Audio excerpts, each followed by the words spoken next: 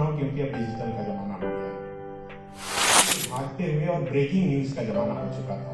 हर कुछ breaking. PIB Ranchi द्वारा भारतीय प्रबंधन संस्थान आईआईएम रांची सभागार में वेब पर वर्कशॉप और रोड शो का आयोजन।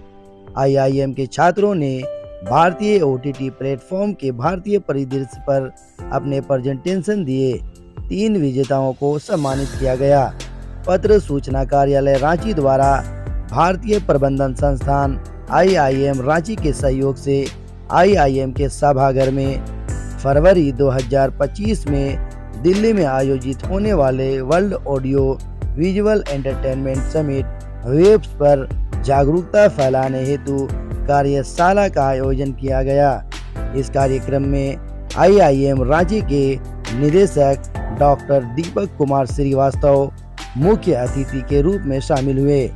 वहीं श्रेयसी मिश्रा वरिष्ठ पत्रकार, Hindustan follow up news portal के संस्थापक सन्नी शरद, डॉक्टर श्यामा प्रसाद मुखर्जी विश्वविद्यालय के प्रोफेसर डॉक्टर विनय भारत और आईआईएम रांची के प्रोफेसर डॉक्टर गौरव मराठे अतिथि वक्ता के रूप में शामिल हुए। कार्यक्रम की शुरुआत सभी अतिथियों द्वारा दीप प्रज्वलन के साथ हुई। उसके बाद विभाग द्वारा अंगवस्त्र और मेमोंटो से सभी अतिथियों को सम्मानित किया गया। अपने मुख्य अतिथि संबोधन में संस्थान के निदेशक डॉक्टर श्रीवास्तव ने कहा कि वेब्स जैसे इवेंट भारत के डिजिटल अर्थव्यवस्था में बिजनेस कि गांव के लोग कोई एक अंग्रेजी शब्द अगर सीख लें तो पूरी जिंदगी उसी से काट लें। बातचीत में सर ने साइफर वर्ड का इस्तेमाल किया।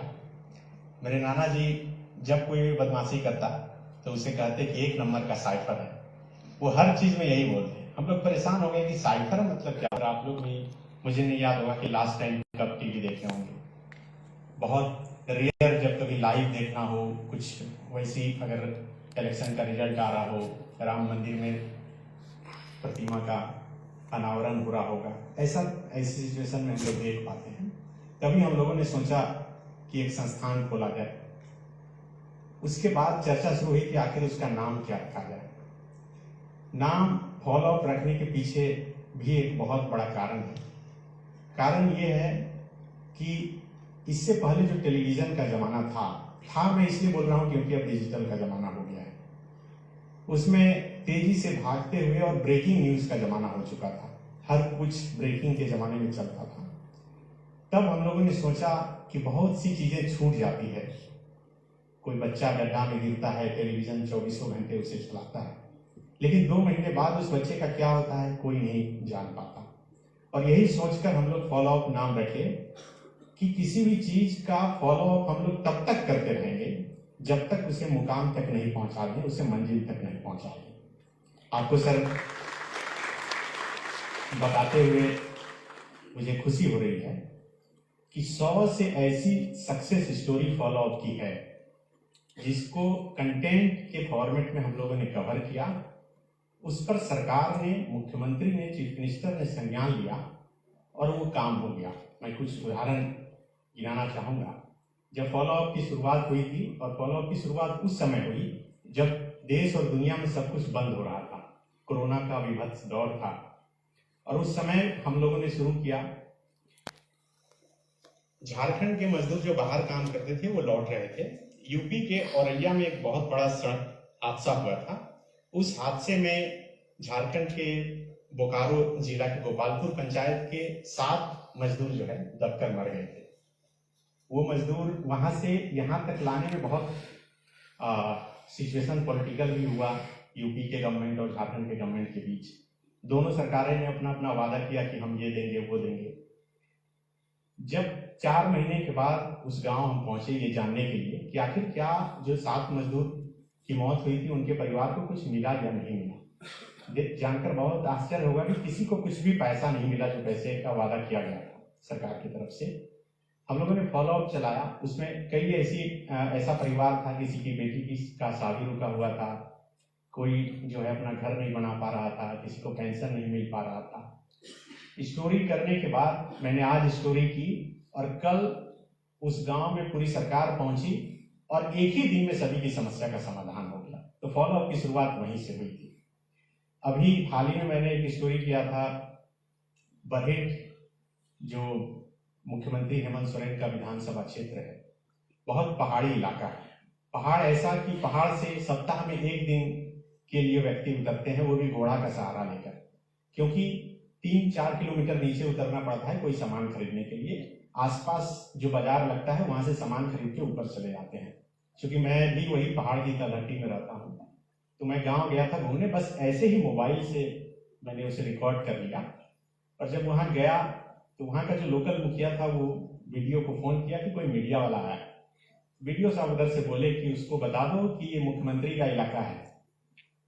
तो मैंने मुखिया को कहा कि उसको बताओ कि सन्नी सारद आया है। तो उन्होंने जब बताया कि ये आए हैं, तो वीडियो साहब मुझे जानते थे, तो वो समझ गए कि ये खबर चलेगी तो फिर क्या होगा। उसके बाद खबर करके आया, वीडियो साहब रिक्वेस्ट किए कि मैं साले की शादी में आया हूँ, आपसे रिक्वेस्ट होगा कि मत चले, नहीं तो मेरी छुट्टी रद्द हो जाएगी। वो स्टोरी मैं भूल गया, 1 महीने तक मेरे पास रखा रहा। एक दिन कुछ नहीं था तो मैं बैठे बैठे उसे बना दिया। और आपको जानकर हैरानी होगी कि 24 घंटे के अंदर, मुझे लगता है कि झारखंड के इतिहास में पहली बार ऐसा हुआ होगा, डिस्ट्रिक्ट लेवल का कोई ऐसा अधिकारी नहीं था जो उस पहाड़ पर 3 किलोमीटर पैदल चलकर नहीं पहुंचा था। DC, SP, DFO, DSO, district स्तर के जितने ऑफिसर थे, कोई माथा पर प्रिंटर लेकर, कोई लैपटॉप लेकर, कोई कंप्यूटर लेकर, उस पहाड़ पर पहली बार आजादी के बाद कोई डीसी पहुंचा था, अधिकारी पहुंचे थे, उस वहां समस्या का समाधान हुआ। और आपको जानकर हैरानी होगी कि उस पहाड़ तक चढ़ने के लिए अभी सड़क बन रही है। वहां के लोगों ने वादा किया था कि अगर आप सड़क बनवा दीजिएगा तो आपकी एक प्रतिमा हम लगवाएंगे। और मेरी मत लगवाना, लेकिन सरकार क्या जरूर लगवाना। आप देखिए उस पहाड़ पर बन रहा है। और उसके बाद सैकड़ों ऐसे फोन कॉल आए उस इलाके के जो पहाड़ी इलाके में रहते हैं, जहां तक सड़क की व्यवस्था नहीं है। क्योंकि बात कंटेंट की हो रही है, आप समझिए कि कंटेंट का कितना अहमियत है। सर ने कहा कि सरकार चाहती है कि कंटेंट क्रिएटर से कोलैबोरेशन कर लिया जाए। अगर पॉजिटिव माइंडसेट के साथ कंटेंट तैयार किया जाए तो किस तरह से समाज को बदला जा सकता है, व्यवस्था चलाने में सरकार को मदद की जा सकती है। सैकड़ों ऐसे उदाहरण हैं। एक जमशेदपुर का एक लड़का है, वो इलेक्ट्रॉनिक बाइक बनाया था। एक दिन आया मेरे पास, उन्होंने बताया कि मैं अब एक ऐसा बाइक बनाने जा रहा हूँ जिसपे न इलेक्ट्रॉनिक में तो वैसे भी ईंधन तेल लगता नहीं, उसे चार्ज भी नहीं करना पड़ेगा। मैंने उसे छोटी सी बातचीत हुई, 5-7 मिनट की, उसे फेसबुक पर लगाया उस कंटेंट को। 50 मिलियन से अधिक लोगों ने उसे देखा। उस वीडियो से मुझे 10 लाख रुपए से अधिक पैसे आए। उस व्यक्ति के जीवन में बदलाव ये हुआ कि मुंबई से एक बहुत बड़े बिजनेसमैन का कॉल आया। वो व्यक्ति जो कभी हवाई जहाज पे नहीं चढ़ा था, वो हवाई जहाज पे चढ़ के गया, होटल ताज में रुका, BMW कार से घुमा, आज पूरे परिवार के साथ मुंबई में है, वहां से वो जॉब करता है। ये सिर्फ 5 मिनट के कंटेंट का कमाल है। झारखंड में कई ऐसे कंटेंट क्रिएटर हैं। आप लोग अगर यूट्यूब चलाते हैं और IIM के स्टूडेंट हैं जो कि बहुत शोध करते हैं, आप लोग को जानना चाहिए। झारखंड के बलियापुर, धनबाद जिला के बलियापुर का एक लड़का है, मनोज डे नाम है। यूट्यूब चलाना सीखना है तो आपको मनोज डे को जानना होगा। मनोज डे के पिताजी साइकिल मैकेनिक का काम करते थे। आज मनोज डे करोड़ों रुपए कमा चुका है सिर्फ यूट्यूब से।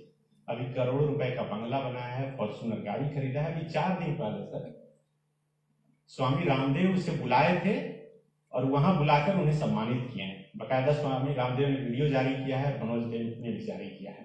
उस बलियापुर गांव में मनोज डे ने ऐसी क्रांति लाई है कि 150 से ऐसे फैमिली हैं जो दिन भर कंटेंट बनाते हैं और उसी यूट्यूब से पूरा परिवार चल रहा है। ये एक डांसर हैं, कोई महतो है, नाम मैं भूल रहा हूँ, सनातन महतो। वो, उनकी वाइफ, उनका परिवार, फिर उनकी बहन, उनकी जहां शादी हुई मुंबई में, वो फिर बना रहे हैं। रामगढ़ के कई क्रिएटर हैं। तो देखिए कंटेंट के क्षेत्र में तो एक तो बहुत पॉपुलैरिटी है, लोग जान जाते हैं। और देखिए जो लोग नहीं है उसके बारे में हम लोग चर्चा कर रहे हैं। दूसरा, पैसे भी बहुत हैं। अब हालांकि पैसा थोड़ा कम हुआ है, मुझे लगता है कि लोकसभा चुनाव के बाद से फेसबुक में पैसा तो ना के बराबर ही हो गया है। फेसबुक जो कभी एक वीडियो का 5 लाख 10 लाख रुपए तक दे देता था, अब मतलब लाख रुपए में भी बहुत मुश्किल हो रहा है। लेकिन फिर भी फॉलो अप देखिए पिछले 5 साल से हम लोग चला रहे हैं, और फॉलो अप चलने के पीछे जो लगातार, क्योंकि इस बीच कई मीडिया संस्थान आए डिजिटल में, वो नहीं चल पाए।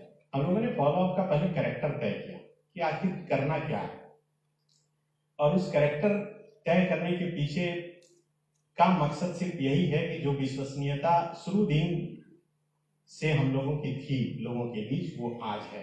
आज कोई भी खबर फॉलो अप पर चलती है तो सरकार जरूर उस पर संज्ञान लेती है, उसका समाधान होता है। तो कंटेंट के जरिए सरकार के साथ संबंध बनाते हुए सरकार और जो आम लोग हैं उनकी समस्या का भी समाधान किया जा सकता है, अगर सरकार इस संबंध में सोच रही है कि कंटेंट क्रिएटरों के साथ कोलैबोरेशन करके, जिसमें न्यूज सेगमेंट भी है। क्योंकि जब से डिजिटल मीडिया आया है, फ्रीडम ऑफ स्पीच को और ताकत ज्यादा मिली है। अब देखिए कि अपना एक मॉडल तैयार हुआ। पहले व्यवस्था ऐसी थी कि सरकार के या तो विज्ञापन पर या बाजार के विज्ञापन पर डिपेंड रहना पड़ता था, लेकिन यहाँ है कि आप जो कर रहे हैं वहीं से जो लोग देख रहे हैं उसी से पैसा मिल रहा है। मुझे नहीं लगता कि बताने की जरूरत है कि किस हिसाब से एआई के आधार पर जो है पैसे मिलते हैं। आप इस हिसाब से समझिए, मैंने एक स्टोरी की थी कि एक व्यक्ति ने BMW कार खरीदी, उसका BMW का सर्विसिंग ठीक से नहीं हुआ, तो वो गुस्से में उस BMW कार से शहर में घूम कर कूड़ा ढोने लगा। उस BMW की मैंने स्टोरी की, उस BMW से आज तक जो सबसे अधिक पैसा मिला है वीडियो से, उसी स्टोरी से मिली है। उसके पीछे का कारण सिर्फ यही है क्योंकि उसे देखने वाले ज्यादातर BMW चलाने वाले थे। पैसा जो मिलता है हम लोगों को मोनेटाइजेशन के जरिए, वो इसी आधार पर मिलता है। आप समझिए कि BMW कार की स्टोरी अगर नोएडा में कोई व्यक्ति देख रहा है और वो व्यक्ति इतना क्षमतावान है कि BMW खरीद सकता है, तो फेसबुक उसका 100 रुपए देगा, और वही वीडियो सेम टाइम पर गोड्डा के किसी गांव में बैठा कोई व्यक्ति देखेगा तो सिर्फ 1 रुपए देगा। तो इतना अंतर होता है। एआई इस हिसाब से आपको डिफाइन करके रखा है, आपका सब कुछ जानता है कि आप क्या कर सकते हैं और क्या नहीं कर सकते हैं।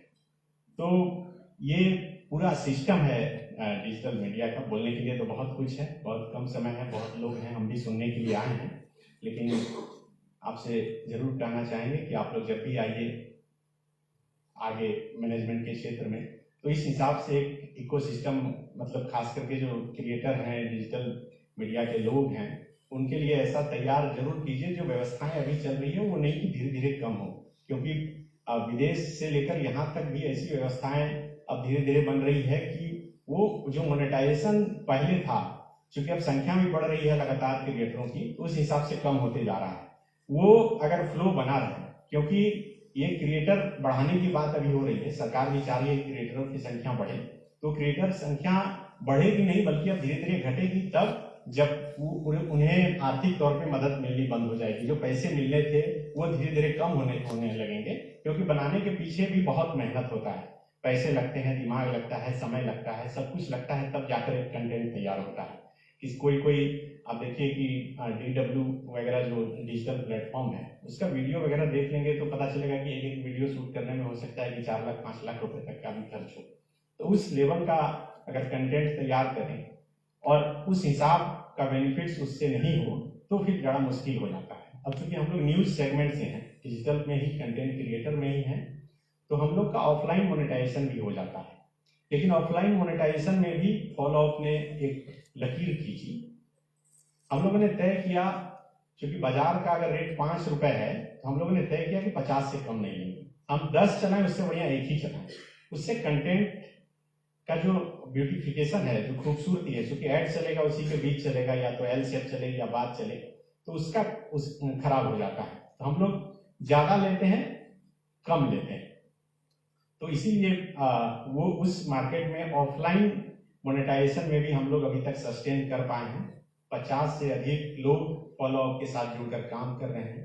हम जब जी न्यूज में थे तब एक नौकरी करते थे 30 से 40 हजार रुपए की, और आज हम लोग 50 लोगों की एक टीम है जो एक साथ मिलकर काम कर रहे हैं, और हर एक महीने की 15 तारीख को सबको सैलरी मिल रहा है। आज सब 5 साल हो गया, अभी तक एक दिन भी डिले नहीं हुआ।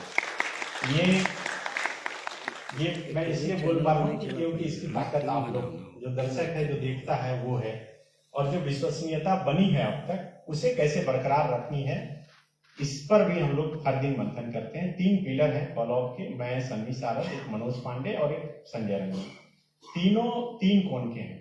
आपको जानकर सर हैरानी होगी, किसी वीडियो का टाइटल देने में तीनों में ऐसी सिचुएशन हो जाती है कि मारपीट हो जाए, क्योंकि तीनों 3 कोण के लोग हैं, एक है ही नहीं। अगर सोच भी है तो कोई बीजेपी की सोच का है, कोई जेएमएम का है, कोई कांग्रेस का है।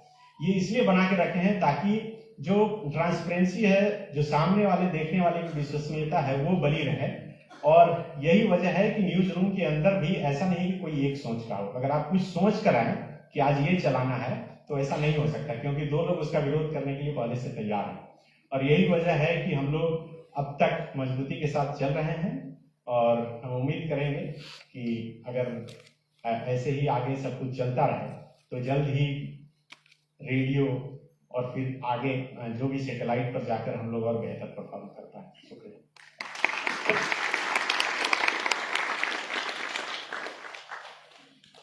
बहुत बहुत धन्यवाद। एक कंटेंट क्रिएटर ने अपनी जर्नी आपके समक्ष रखी। आज वक्त है कि हम ऐसे कंटेंट क्रिएटर्स को इंटरनेशनल मंच तक ले जा पाएं। उसके लिए जरूरी है कि कंटेंट क्रिएशन तो हो ही, साथ ही साथ कोलैबोरेशन हो, उसका प्रमोशन हो, और नेशनल से इंटरनेशनल मार्केट तक क्वालिटी भी इम्प्रूव करके उनके रिक्वायरमेंट को फुलफिल किया जाए।